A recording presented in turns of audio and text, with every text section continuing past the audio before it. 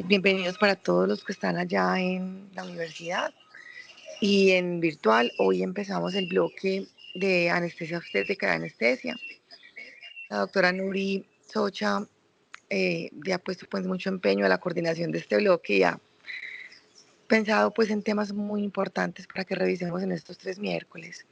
Hoy vamos a hablar sobre reanimación cardiopulmonar obstétrica, un recorrido histórico al que se titularon muy bien ayer y hoy, la doctora Sara Zambrano, residente del 2.º año de anestesia, y la doctora Nuri Socha, pues nuestra profesora de obstetricia, que no necesita presentación, fue su asesora. Muchas gracias a ellas pues por la preparación y bienvenidos todos. Doctora Nuri, muchas gracias. Gracias. Bueno, gracias, Eli. Están todos muy bienvenidos a este bloque donde realmente hemos tenido un gran empeño para sacarlo adelante, no solo de parte mía, sino de todo el grupo de anestesia obstétrica. Tendremos en el día de hoy, iniciaremos con crisis en anestesia. El siguiente miércoles 16, un tema muy importante sobre habilidades blandas, comunicación, resolución de conflictos, con un enfoque que incluye todos los aspectos éticos. Posteriormente, focus en obstetricia y, por último, los aspectos de cardiopatías en el embarazo. Esperemos que aprovechen todo esto y le doy la palabra a Sarita, que ha hecho un gran esfuerzo. Entonces, la idea pues con la charla de hoy, como les contaba, es hacer este recorrido y como les contaba pues también agradecerle a la doctora Nuri, quien es parte fundamental pues de la realización de todo este bloque de obstetricia. Entonces, para empezar hablando como un poquito y abrir un poquito el tema, siempre buscamos como los datos epidemiológicos más importantes. El primer dato que les quiero mencionar pues es que el paro complica 8.5 de cada 100.000 hospitalizaciones de las gestantes y tiene una supervivencia aproximada del 50%. Para nuestra fortuna, en el embarazo avanzado es una situación que se presenta de manera infrecuente y ocurre más o menos en una de cada 12.000 a una de cada 30.000 nacimientos. Esto está determinado principalmente por condiciones culturales, geográficas, la accesibilidad del sistema de salud, etcétera.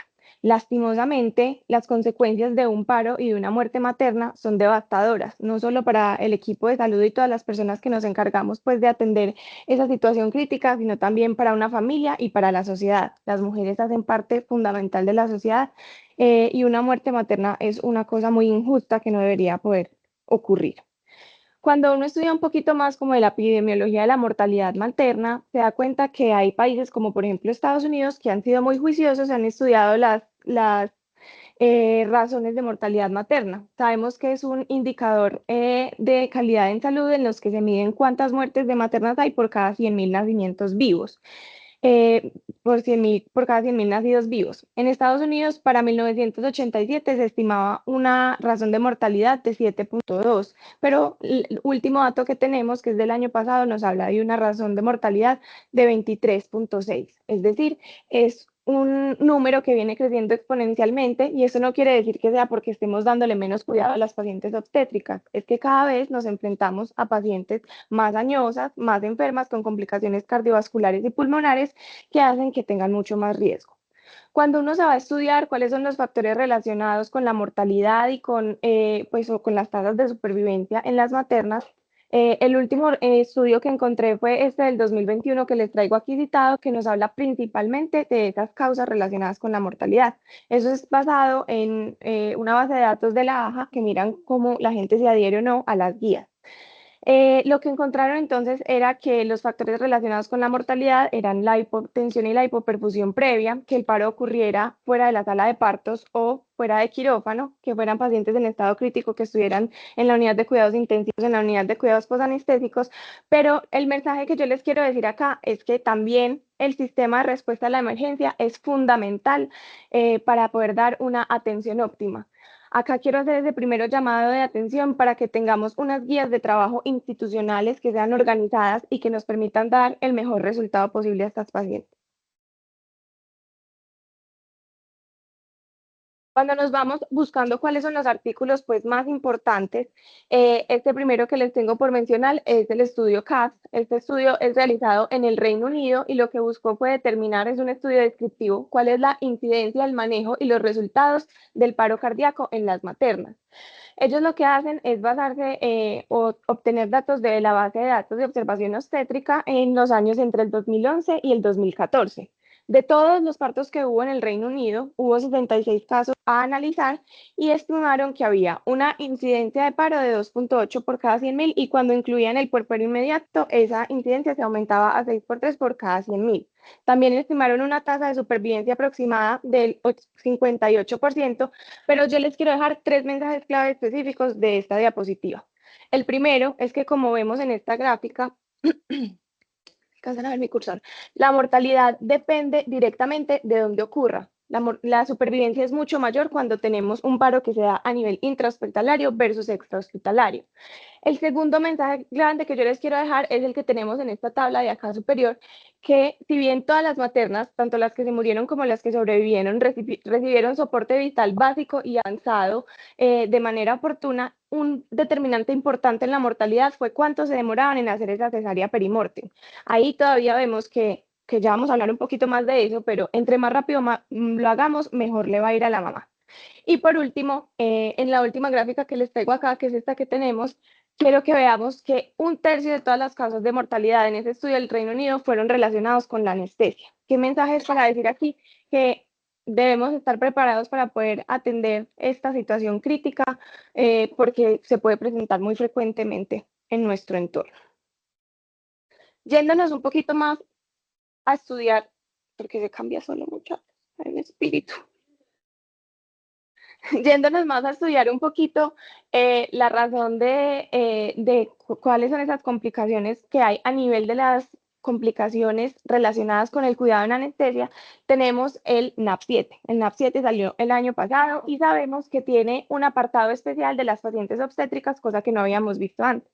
Entonces, de todos esos paros que estudiaron en el NAP7, que también se realizan en el Reino Unido, 28 casos correspondieron a pacientes gestantes. Esos 28 casos correspondieron entonces al 3% total de todos los paros del NAP7, pero esos casos estuvieron relacionados específicamente en la anestesia para cirugía obstétrica, es decir, para cesárea principalmente. Ellos no diferencian entre anestesia general y anestesia espinal, pero sabemos que de ambas estamos encargados. Hubo 2 paros relacionados con la epidural y 4 paros relacionados con otro tipo de casos obstétricos, por así decirlo. Cuando nos vamos a la tabla de causas, yo quiero que veamos que la primera causa y la más importante es la hemorragia mayor.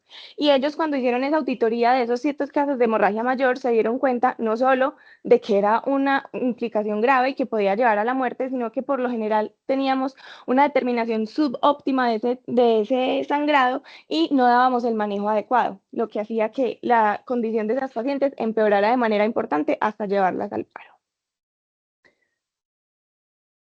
Cuando uno menciona o habla o busca acerca de RCP, sabe que uno de los eslabones principales es la parte de prevención. Les quiero dejar esta primera estadística. Para el 2022, la CDC sugirió que el 80% de las muertes maternas pudieron haber sido prevenidas en algún modo. Nosotros estamos encargados de la prevención a nivel intrahospitalario y para eso sabemos que existen múltiples herramientas que son sistemas de alerta precoz obstétrica. Yo les quiero dejar este que es publicado en el 2013, es el que nos recomienda la guía AJA, pero les quiero contar también que es realizado netamente por anestesiólogos, es decir, hace parte de nuestro trabajo hacer también esa identificación de cuáles son las maternas que necesitan una intensificación del cuidado. Este score, entonces, lo que ellos hicieron fue coger una base de datos muy grande, hicieron una regresión logística y miraron primero estadísticamente cuáles eran esos cambios en los signos vitales que me debían hacer abrir los ojos y mirar cuáles son las pacientes que están en riesgo.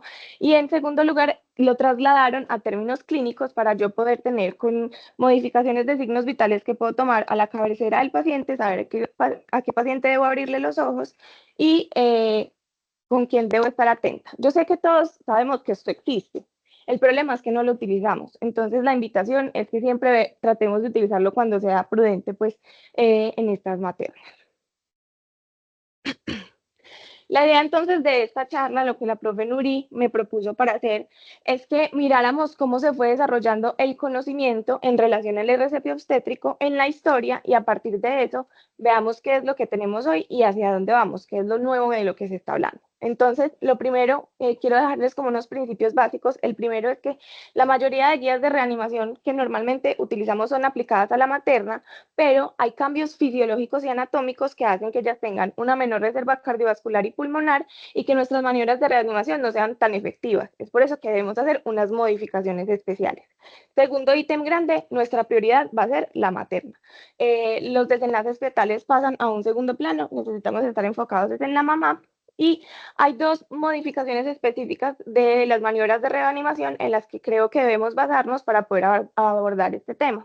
La primera es la rápida desviación uterina para la liberación aortocava y la segunda es considerar la realización de cesárea de reanimación, que sabemos que las guías dicen que después de 4 minutos de RCP sin retorno espontáneo a la circulación debemos realizarla. Entonces, hablando de cuáles son esos cambios fisiológicos importantes, lo primero es a nivel de vía aérea, sabemos que las maternas son vía aérea difícil. Para nosotros esto no solo dado por cambios anatómicos como la fragilidad de la mucosa, sino también porque hay un alto riesgo de broncoaspiración.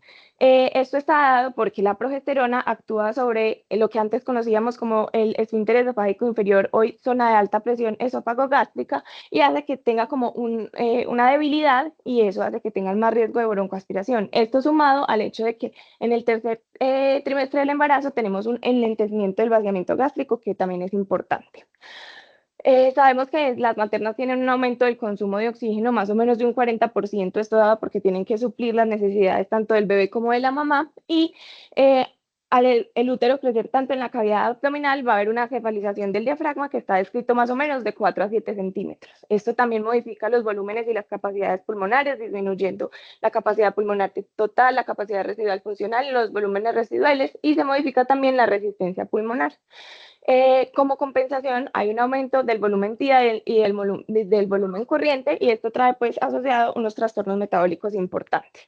A nivel cardiovascular sabemos que va a haber un aumento también del gasto cardíaco, menos, incluso al final del embarazo hasta un 50% en relación a lo previo. Esto dado por aumento del volumen de eyección, de la frecuencia cardíaca. Sabemos también que el volumen plasmático aumenta y el volumen eritrocitario también trata de aumentar, aunque no aumentan como en el mismo grado y por eso también hay algo de anemia dilucional. Se disminuye la resistencia vascular sistémica, la presión arterial media y sabemos que ellas se caracterizan por tener un estado procoagulante. Sin embargo, el primer cambio fisiológico del que yo quiero que hablemos es esta parte de la compresión aortocava. Pero en conclusión, de esta diapositiva lo que les quiero dejar es que ellas tienen menor capacidad cardiovascular y respiratoria y tienen unas modificaciones anatómicas especiales que hacen que las maniobras de reanimación que tenemos en el resto de población adulta no sean tan efectivas.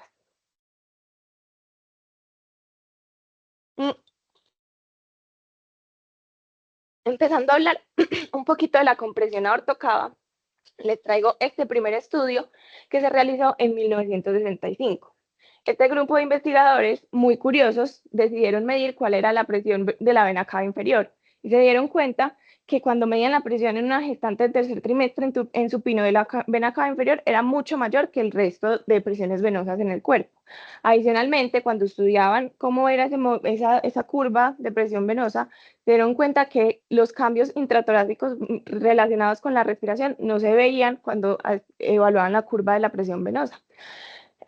Adicionalmente, se dieron cuenta que si ponían a las maternas de lado, esos cambios y ese aumento de la presión se quitaban y dijeron, acá hay algo importante. Entonces, no bastándoles con eso, ellos decidieron preguntarse para dónde se va el retorno venoso, cómo funciona. Y ellos lo que decidieron hacer fue unos angiogramas en todas las pacientes. Esto es el primero en la paciente en cesárea en supino y el segundo una vez hacían la extracción fetal. Cuando uno se va y mira el angiograma entonces en supino, se da cuenta que todo ese retorno venoso se da a partir de las venas epidurales, del sistema ácido, de las paraspinales, y una vez le quitaban el bebé del útero, ya todo el retorno se daba a través de la vena cava. Dijeron, hay algo. A partir de eso, ellos hicieron este cuadrito de referencia en el que ponían que cuando una paciente estaba en posición supina, una gestante en el tercer trimestre, había una oclusión de la vena cava inferior. Esa oclusión generaba una disminución de las presiones de llenado de las aurículas y por tanto se reducía el gasto cardíaco. En el 95% de las maternas, como respuesta, había un aumento de la resistencia vascular y por tanto la presión arterial media se sostenía, pero en un 5% veían que había un predominio parasimpático y esa disminución del gasto cardíaco se acompañaba de una bradicardia y fueron los primeros que describieron la parte de síndrome hipotensivo supino.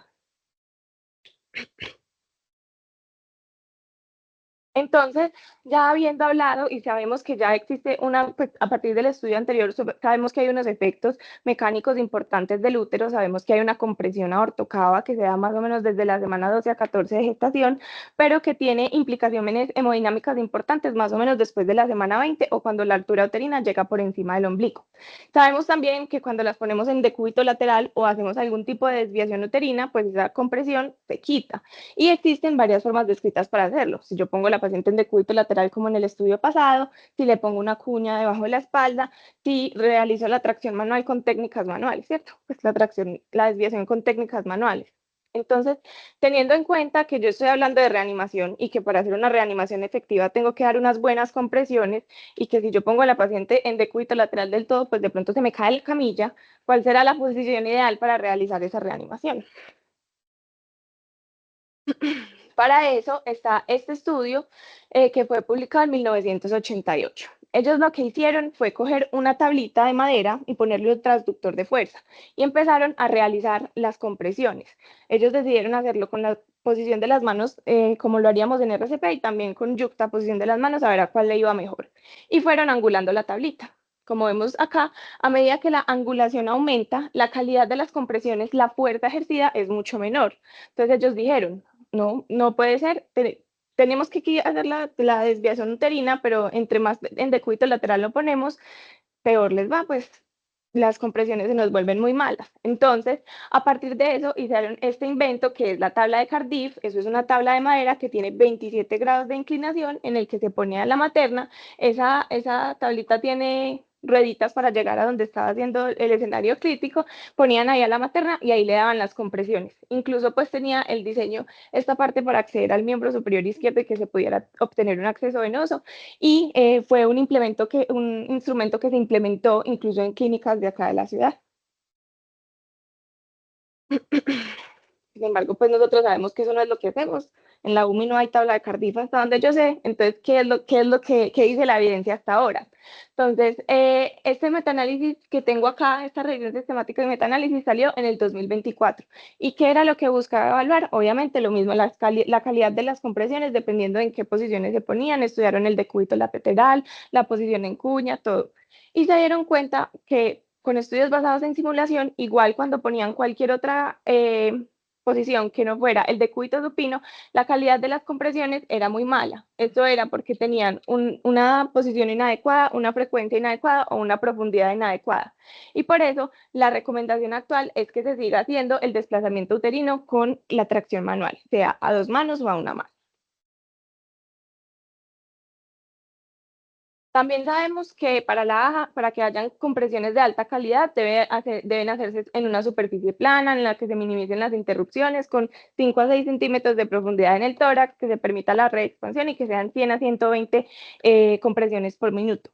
Recordemos que la base fisiológica pues, de las compresiones es lograr un gasto cardíaco adecuado. Sabemos que las necesidades de gasto cardíaco en las maternas aumentan y cuando damos compresiones en una persona adulta más o menos logramos el 30% del gasto cardíaco. Pero como yo ya tengo una compresión aortocava importante en la materna, lo que yo logro dar con las compresiones es aproximadamente solo el 10% de lo que normalmente ella está manejando de gasto cardíaco.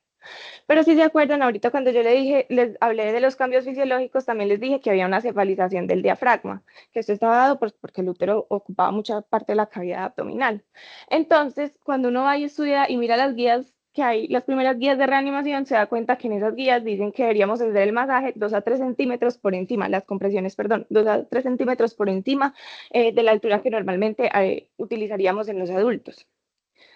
Para dar respuesta a esto existen varios estudios. Este que encontré es basado en resonancia magnética cardíaca y lo que hacían era hacer una resonancia en el tercer trimestre y una resonancia 3 meses posparto y miraban cuál era la distancia entre la clavícula y el seno coronario. Como podemos ver en esta gráfica, el desplazamiento cardíaco fue de 3 milímetros más menos 12, o sea, es una cosa menos de 1 centímetro, no es tan significativo y por eso la recomendación actual es que sigamos haciendo el masaje donde debe darse. Respecto al manejo de la vía aérea, ya mencionamos que son vía aérea difícil, que tienen alto riesgo de broncoaspiración. Las modificaciones, no existen modificaciones tan importantes pues al manejo inicial de la vía aérea, las maniobras de permeabilización son las mismas, está recomendada la maniobra frente mentón, en caso de que haya sospecha de lesión cervical, pues hacemos tracción mandibular. No olvidemos siempre conectar en el dispositivo con el que estemos haciendo reanimación pues a una fuente de oxígeno para tener una fibra al 100%. Las mismas ventilaciones 32, ojalá sean a 2 manos, porque por el edema y las condiciones fisiológicas de la materna puede ser más difícil lograr un sello adecuado, pero como les dije, tienen muy alto riesgo de broncoaspiración. Entonces, en esta población en específico, la intubación se convierte en una de las prioridades. Yo necesito asegurar esa vía aérea para evitar que se broncoaspire y todas las complicaciones relacionadas con esto. Sin embargo, sabemos que son pacientes que son vía aérea difícil y debemos tener nuestros algoritmos de manejo de vía aérea difícil en la mente y no olvidar que existen los dispositivos supraglóticos como parte de rescate. Respecto a la circulación, no hay tantos cambios, solo está la parte de tener dos accesos venosos y como hay una compresión aortocava, pues esos accesos venosos deben estar por encima del diafragma. Sin embargo, sabemos que una paciente crítica pues puede ser muy difícil obtener esos accesos venosos. Por eso mi recomendación acá y lo que les quiero traer es no olvidar el papel de los accesos intraóseos. Uno muchas veces, como no está tan acostumbrado, no lo tiene en su lista de la mente y en realidad es una técnica que está descrita como fácil de lograr, con una tasa de éxito más o menos del 94%, fiable, y que su inserción se demora menos de 1 minuto. Como deben ser accesos venosos por encima del diafragma, la recomendación es la canalización humeral. Como les mostré el video, pues esa es más o menos la técnica. Recuerden que debemos insertar la aguja hasta chocar con el hueso y una vez choquemos con el hueso, pues encender el motorcito para lograr acceder. Respecto pues a la parte de desfibrilación, son las mismas indicaciones: taquicardia ventricular sin pulso, fibrilación ventricular, pues los mismos joules, 200 monofásico, 360 bifásico, pero cuando usted va al RCP obstétrico, ellos hacen la recomendación de usar un DEA, un desfibrilador externo automático, por encima del desfibrilador. Si usted se va a buscar de dónde viene esa recomendación, es que muchas veces los primeros respondientes no son personas que están tan adecuadas al uso de la monitoría como nosotros lo somos. Sin embargo, si usted tiene ahí su desfibrilador, pues obviamente prefiera. Cuando usted va y mira todos los algoritmos, vamos a ver ahorita los diferentes algoritmos, todos tienen en el título quitar la monitoría fetal. Eso es por lo que habíamos hablado de los principios básicos, que si tenemos la monitoría y el bebé hace una bradicardia, pues entonces todo el equipo empieza a desconcentrarse y, como dijimos, nuestra prioridad es la materna. Sin embargo, cuando usted va a desfibrilar a la paciente, tiene que hacer un segundo chequeo que no tenga ningún tipo de monitoría fetal, porque está el riesgo teórico de electrocución. Recordemos que por cada minuto que usted se demora en hacer una desfibrilación que está indicada, la sobrevida se disminuye más o menos en un 7%. Es por eso que debemos estar atentos y tener los ojos abiertos a la hora de realizar esta parte. Respecto a los ritmos no desfibrilables, pues lo primero es siempre el protocolo de línea isoeléctrica, verificar conexiones, verificar polaridad de las paletas y recordemos siempre aumentar la ganancia para ver que no estemos ante una FB fina, que sería pues una indicación de desfibrilación. Los medicamentos son exactamente los mismos, la misma adrenalina, por el mismo acceso intravenoso o intraóseo, y en las ritmos desfibrilables refractarios, recordemos que son después del segundo choque, están indicados tanto la amiodarona como la lidocaína. ¿Por qué les dejo estos asteriscos acá en la lidocaína? Porque recordemos que una de las causas principales o que de nuestros diagnósticos diferenciales en las maternas es SLAS, entonces pues quizás no sea nuestra mejor opción en este punto. Y otros medicamentos que tenemos que tener en nuestra lista o en nuestro arsenal terapéutico son el gluconato de calcio por el riesgo de intoxicación de sulfato de magnesio y la infusión lipídica por lo que mencionábamos del lácteo.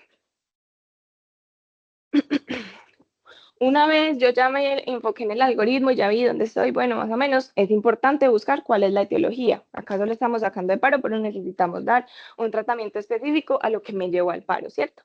Existen diferentes mnemotecnias. El que está escrito por la parte de obstetricia en los libros de obstetricia principalmente es este, que es el Beuchops, pero la AJA nos recomienda hacer como tener esta mnemotecnia que es A, B, C, D, E, F, G, H.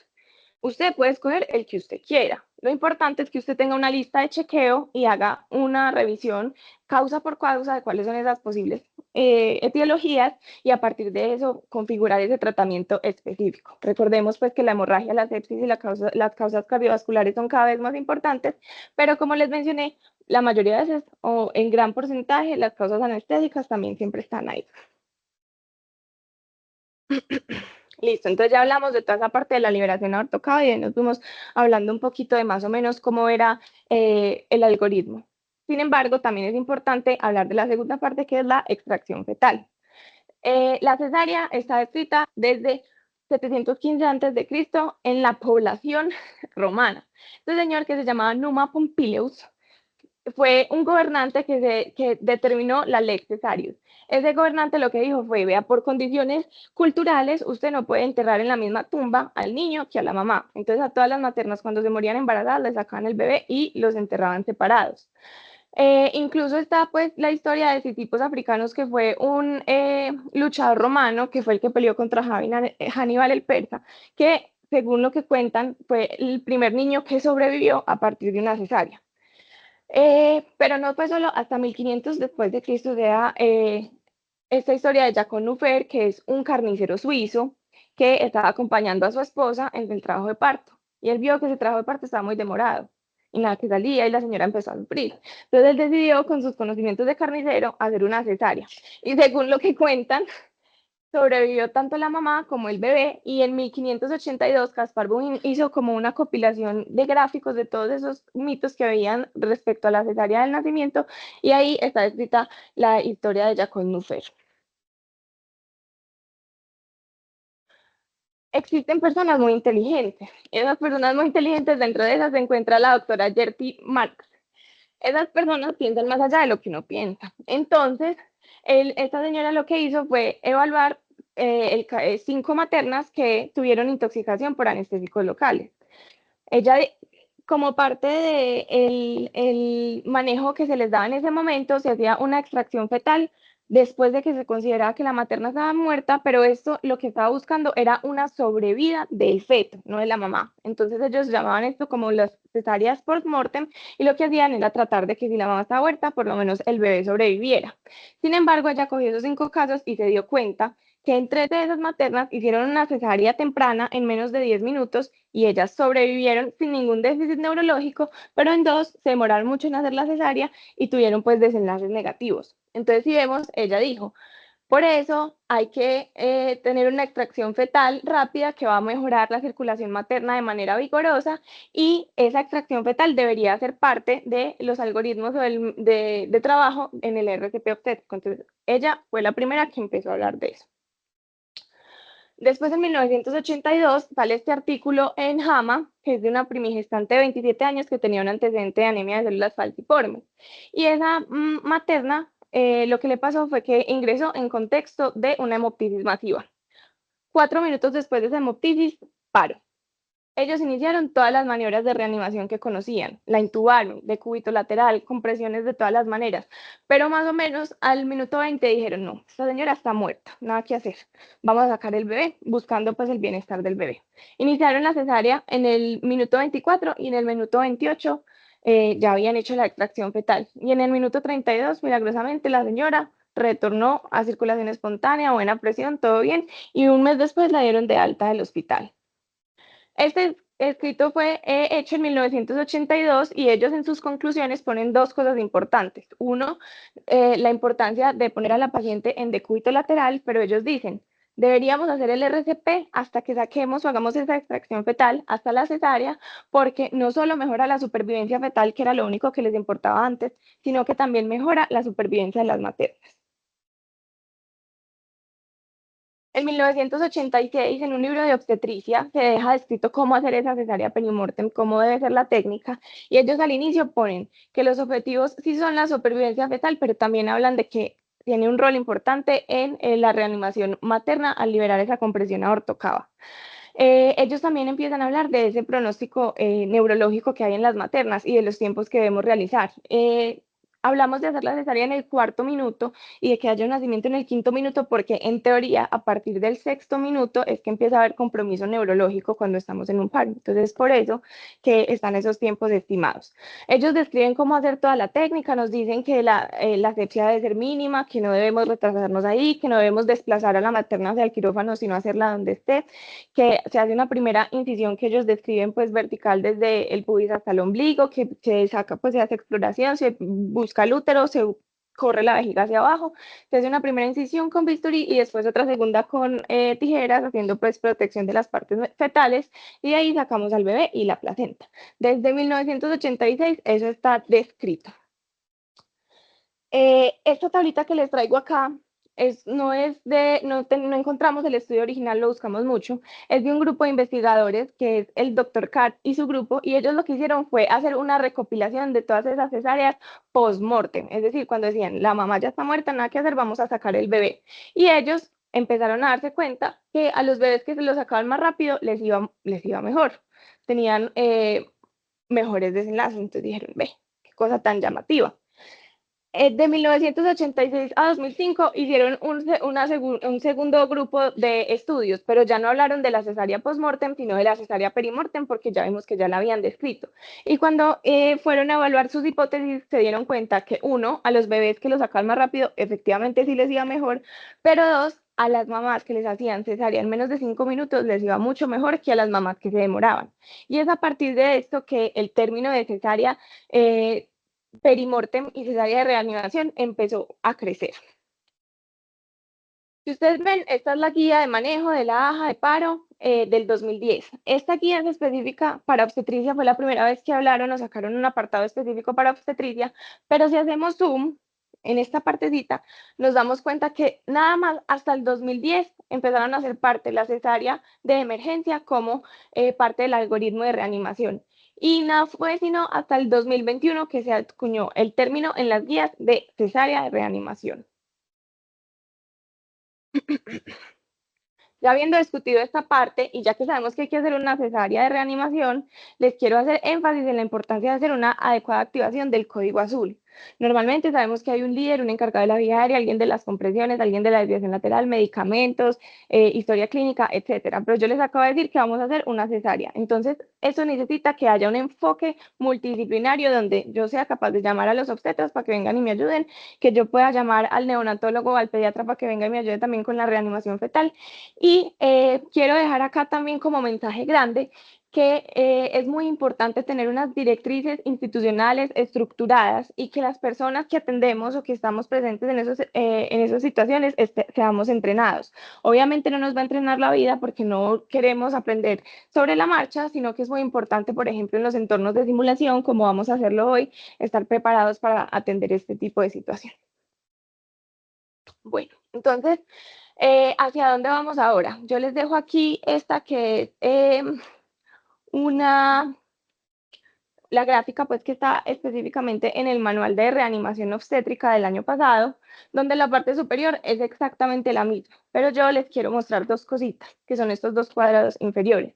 Uno es que ellos empiezan a hablar de hipotermia como parte de los cuidados post reanimación, ya vamos a hablar un poquito más de eso, y dos es que empiezan a hablar de la RCP extracorpórea, es decir, del ECMO, y lo ponen como parte del algoritmo.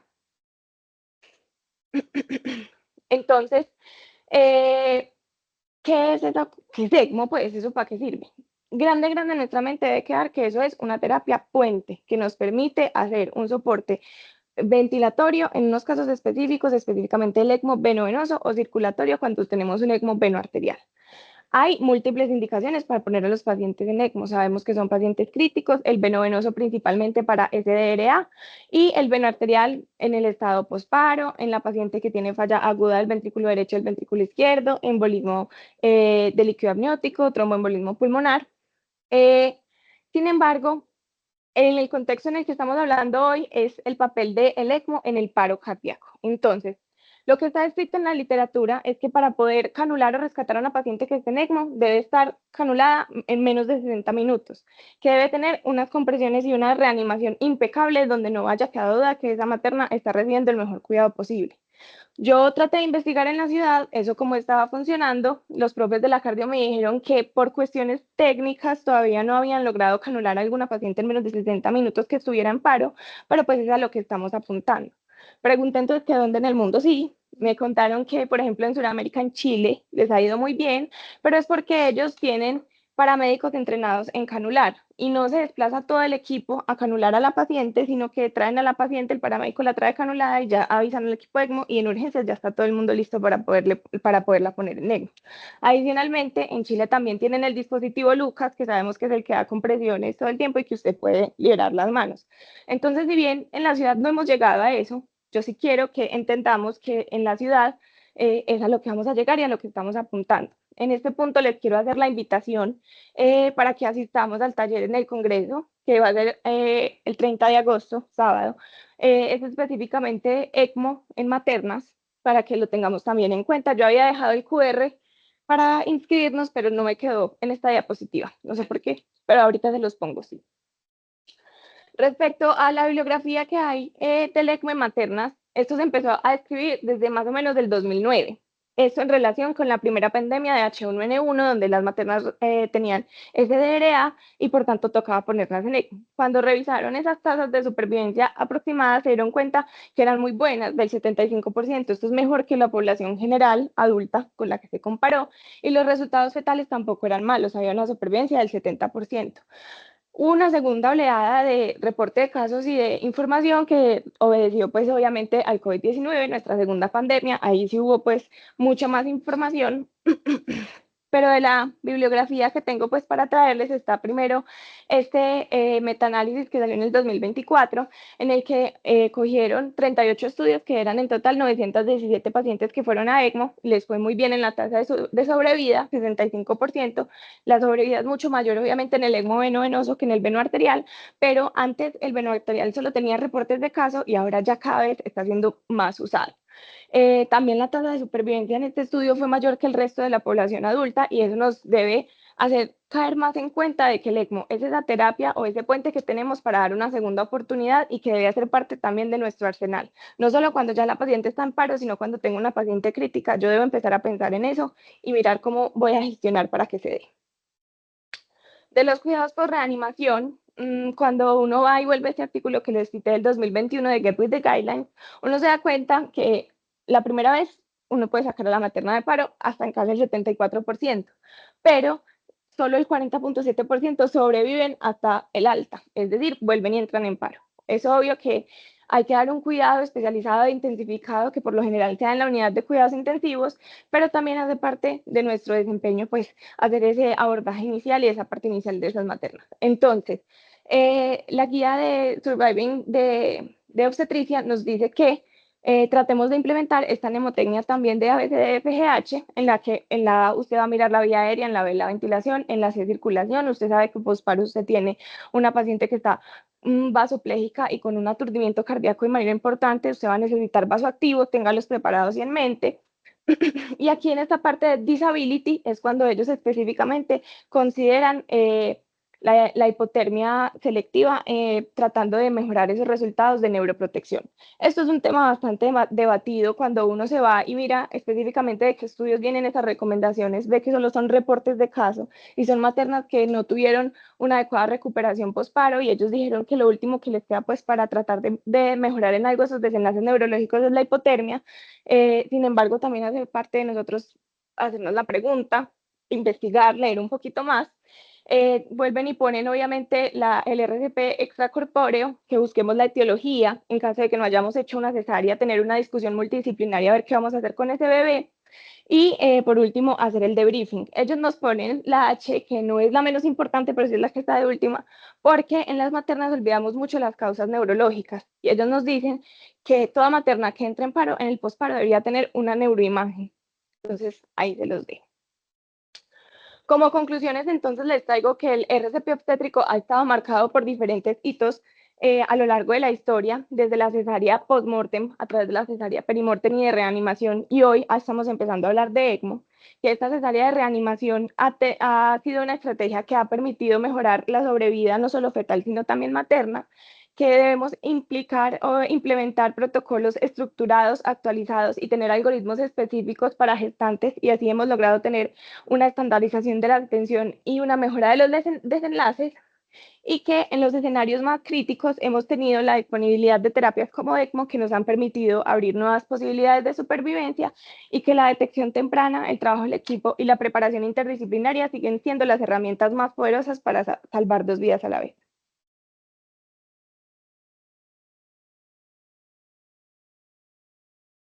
Voy a buscar, mientras quedo atenta a preguntas, el QR que les tenía para la inscripción al curso de ECMO en el Congreso de SADEA, que lo tenía por aquí.